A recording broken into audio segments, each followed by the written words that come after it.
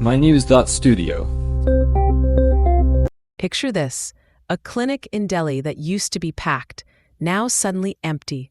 For the first time in years, it looks like we might be turning the tide on tuberculosis. Today's date is 2025-11/30. The latest WHO report is out, and for the first time since the pandemic, global deaths from TB have dropped. Why is this shift so significant right now? The numbers make it clear. In 2024, 1.2 million people died from TB. Still a huge figure, but importantly, it's the first decrease in 3 years. Cases fell by 2% as well. So what actually made the difference this time? It's really a combination of things. For one, rapid diagnostic tests expanded. In 2024, 54% of those diagnosed got a quick test, up from 48% the year before. Would you say faster diagnosis is leading to better outcomes? Yes, definitely. Early diagnosis means people start treatment sooner, and that slows transmission. Out of 10.7 million people who had TB last year, 8.3 million received treatment. That's around 78%. And treatment is effective. 88% success for drug-sensitive TB, and now we're seeing 71% for drug-resistant cases. But drug-resistant TB is still a major challenge. Have there been any breakthroughs there? There's some progress. Fewer people are developing drug resistance, and over 164,000 received treatment last year. Still, the numbers remain high, and drug resistance is a big obstacle to full control. Let's talk prevention. Are more people actually getting protected before falling ill?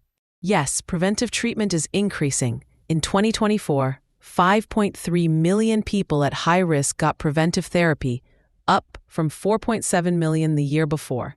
It isn't enough to eliminate TB yet, but it's progress. And vaccines? The old BCG vaccine doesn't do much for adults. Are new options on the way? The pipeline is more active than ever. By August 2025, there were 18 terabyte vaccine candidates in clinical trials, 6 of them in phase 3. Early results for M72AS01E, for instance, are promising for adult protection. Could this finally be the step forward we need? Still, the progress isn't equal everywhere. Which regions are leading, and where are things lagging? The WHO African region cut TB incidence by 28% and deaths by 46% since 2015. The European region did even better, 39% drop in cases, 49% in deaths.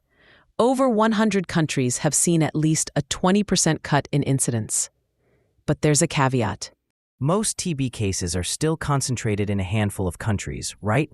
That's right. 8 countries make up 2/3 of all TB cases globally.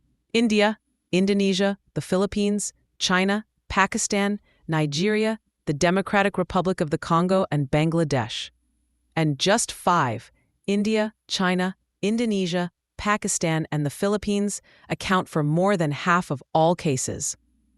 So, if the goal is to push numbers down further, efforts have to focus on these high-burden countries. What's standing in the way?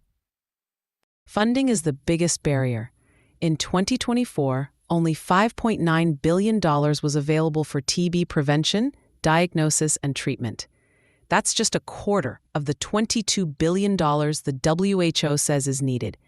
Research funding is also short, just $1.2 billion in 2023, well below requirements. And now, funding cuts are looming.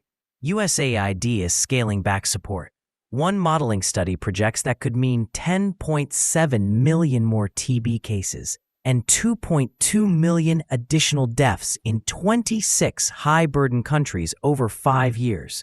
Even temporary gaps could cost hundreds of thousands of lives. It's a stark warning. Progress doesn't mean we're finished. The WHO set a goal of a 75% drop in TB deaths by 2025. We've only hit 29%. Incidence has fallen 12%, far short of the 50% target. Social protection is another hurdle. In high-burden countries, support for poverty and nutrition, key TB risk factors, ranges from just 3% in Uganda to 94% in Mongolia.